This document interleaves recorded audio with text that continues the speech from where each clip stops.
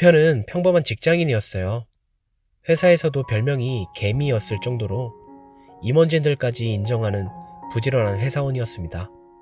회사 생활 7년 동안 단 한 번도 지각한 적이 없었고, 지각이 없다 보니 저절로 윗사람에게 눈에 띄었던 거죠. 부지런하기도 했지만 윗사람한테 싹싹하기도 했고, 항상 누굴 만나든지 자기를 낮출 줄 아는 기본이 된 사람이었습니다. 아무리 화가 나도 긍정적으로 생각할 줄 알고 밖에서의 스트레스를 문 밖에서 훌훌 털어내고 들어올 정도로 멋진 남자였죠. 남편과 저는 같은 회사에서 만나 연애를 시작하게 됐고, 결혼을 마음먹었을 땐 같은 직장에 다니는 것이 부담스러워서 남편보다 연봉이 적었던 제가 일을 그만두게 됐습니다.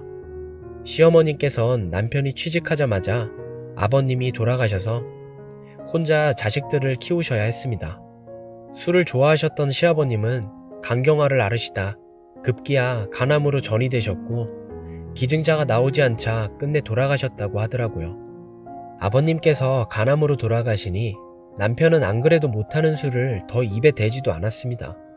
회식을 하더라도 항상 1차에 식사만 하고 들어왔고, 명절에도 친정 아빠가 주시는 술은 입술에 대기만 한 채 절대 마시질 않았습니다. 남편에게는 밑에 여동생이 하나 있는데, 결혼하기 전부터 언니 언니 하며 살갑게 다가와준 덕분에 빨리 친해지게 되었죠. 시어머니와 신우가 시장 근처에서 같이 작은 식당을 했는데, 장사가 잘 돼서 퇴직 후 저도 종종 일을 돕다 보니 자연스레 일상이 돼버렸습니다. 그런 모습이 남편도 싫지는 않았는지 자기도 더 열심히 벌겠다며 큰소리 치던 모습이 아직도 생생하네요. 그리고 식재료가 모자랄 때면 가끔씩 시장 가서 사와야 할 때가 있었어요. 그럴 때마다 신우와 같이 장도 보고, 가게가 한가할 땐 남들과 같이 사이좋은 자매처럼 수다를 떨며 지내기도 했었죠. 가게의 단골 손님들도 숨겨둔 큰딸 아니냐고 할 정도로 서로 죽이 너무 잘 맞아 큰일이었죠. 가게에 손님이 많아질수록 저도 기뻤습니다. 딱히 시어머니께 큰 돈을 받고 일하는 게 아니었지만 남들 다 하는 시집살이 한번 없을 정도로 저를 많이 아껴주셔서 내 가게라고 생각하고 열심히 일했습니다. 주방일을 많이 하셔서 손목이 안 좋으실 땐 손목 아대도 좋은 걸로 사서 껴드리기도 했고, 바쁘셔서 드시고 싶은 걸 못 드실 땐 어머님 대신 포장해가지고선 점심 대신 때운 적도 많았죠. 병원 가신다고 잠깐 식당을 비우셨을 땐 전화로 레시피를 듣고서 기꺼이 대신 요리하는 주방장이 되기도 했습니다. 식당 일을 한 지 3년째 되던 날, 그날은 가게가 쉬는 날이었는데 제가 온몸이 불덩이에 열이 39도까지 올라갔어요. 그래서 남편 아침밥은커녕 일어나지도 못한 날이었죠. 그날 제가 눈을 떴을 땐 부지런한 남편은 이미 출근을 한 상태였고, 일하느라 고생하는 남편에게 걱정시키고 싶지 않아서 어떻게든 참아보던 날이었습니다. 결국 죽기 전까지 버텨도 열이 내려가지 않자 친정엄마한테 도움을 요청해서 병원에 다녀왔습니다. 엄마는 엄마 손주 만들어주려고 먼저 시험삼아 병 키워보는 거야? 아프면 병원을 가야 될 거 아니야. 누굴 닮아서 이렇게 밀어내 이거사? 라며 절 다그쳤고, 저는 시도는 하고 있는데 잘 안 된다며 쓴 웃음을 지어야만 했습니다. 그렇게 집에 도착해서 약을 먹고 쉬다 보니 몸이 좀 나아졌고, 내친 김에 분위기 좀 잡아볼까 해서 남편에게 오는 길에 와인 한 병만 사갖고 오라고 하고서 남편이 좋아하는 파스타를 만들고 있었어요. 그런데 남편이 올 시간인데도 오지 않자 저는 걱정이 돼서 남편에게 전화를 했습니다. 그러자 남편이 응급실에 누워있다는 소식에 다리가 풀렸고, 위독하다며 빨리 병원으로 오라는 간호사 말을 들었을 땐 정신이 혼미해져서 제대로 걸을 수도 옷을 입을 수도 없었습니다. 저는 응급실에 도착해서 힘없이 축 늘어진 남편을 봤을 땐 세상을 다 잃은 듯 오열했고, 수술실 앞에서 울고 있는 시어머니를 만났을 땐 차가운 병원 바닥에 그대로 혼절해버렸습니다. 남편은 제 말대로 퇴근길에 와인을 사기 위해 와인 가게에 도착해 갓길에 차를 대고 뒤에 오던 버스를 못 보고 그만 내리다가 사고가 났습니다.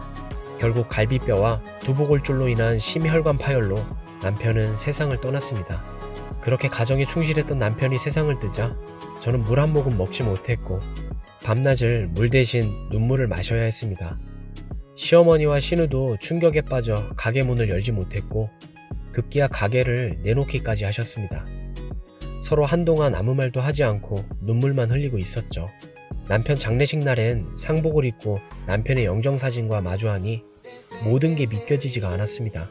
초점을 잃은 채 멍하니 남편을 바라보고 있다가 남편 회사 동료들이 조문으로 왔을 땐 또다시 저는 그들에게 안겨 눈물을 흘려야만 했습니다. 모든 게 제 탓 같아 쉴 새 없이 울었어요. 제가 그날 와인 얘기만 안 꺼냈더라도, 그날 제가 몸이 안 좋다고 일찍 집에 들어오라고만 했었더라도 되돌릴 수 없는 건 알지만 시댁을 볼 낯도 없고 앞으로 세상을 살아갈 이유 따윈 없었습니다. 조문객들은 하나같이 제 얼굴을 보며 물이라도 한 모금 먹으라고 걱정해줬지만 저는 귀에 들어오질 않았죠. 그렇게 시리에 빠져 있는데 갑자기 시어머님께서 대성통곡을 하시더니 손님들 다 계신 자리에서 저에게 욕을 하기 시작하셨습니다. 하나밖에 없는 아들 잡아먹으니 좋으냐?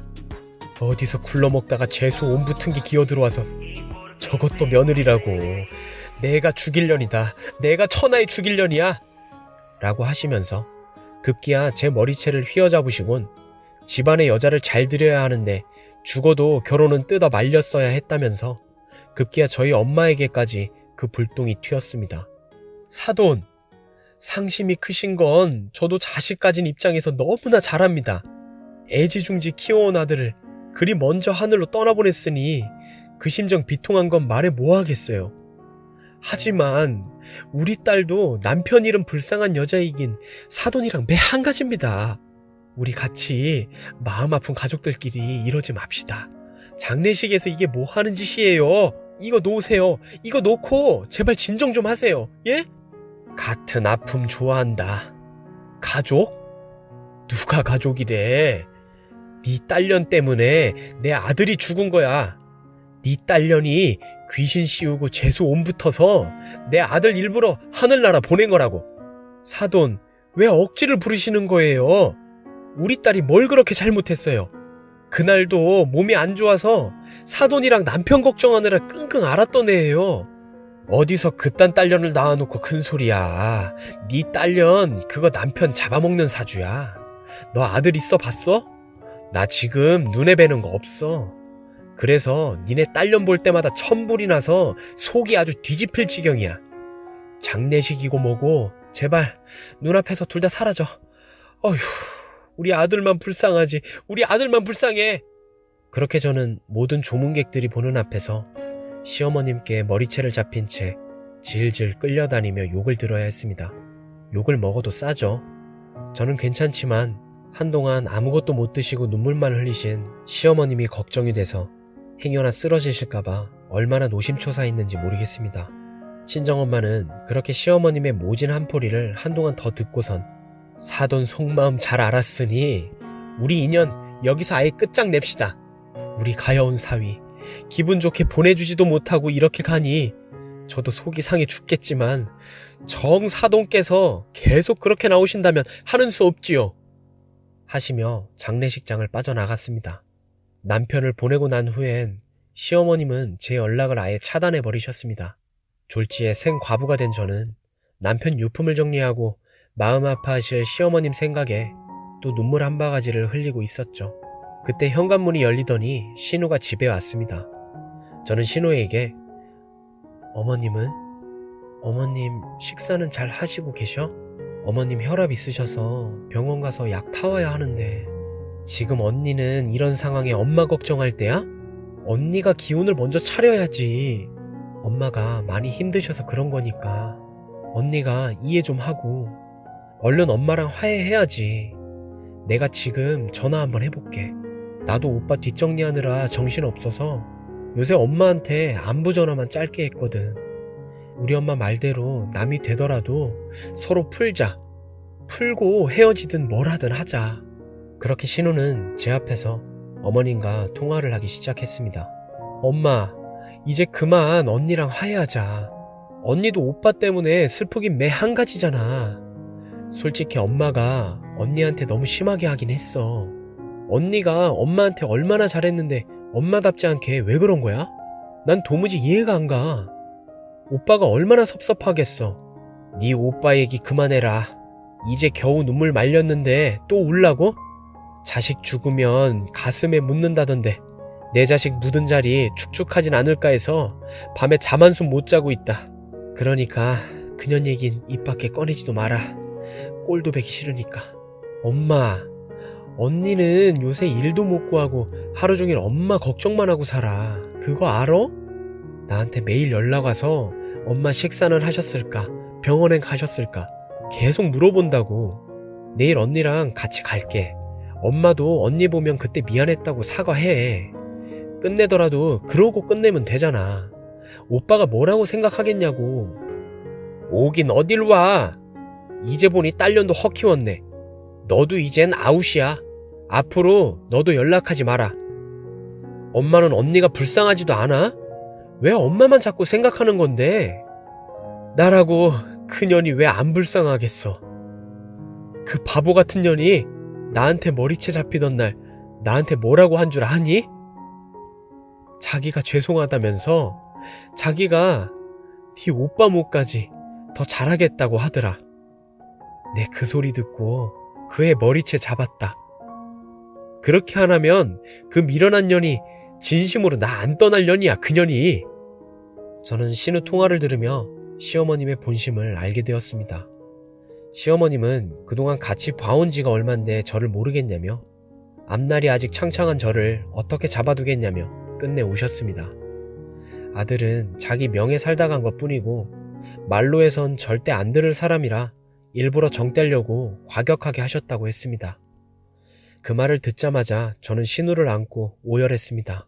그러자 시어머님은 제 목소리를 들으셨는지 엄청 놀라신 모양이었고요. 신우와 그때 얼마나 울었는지 모릅니다. 그렇게 극적으로 이산가족 상봉하듯 어머님을 다시 만나게 됐어요. 사실 화해할 것도 없었죠.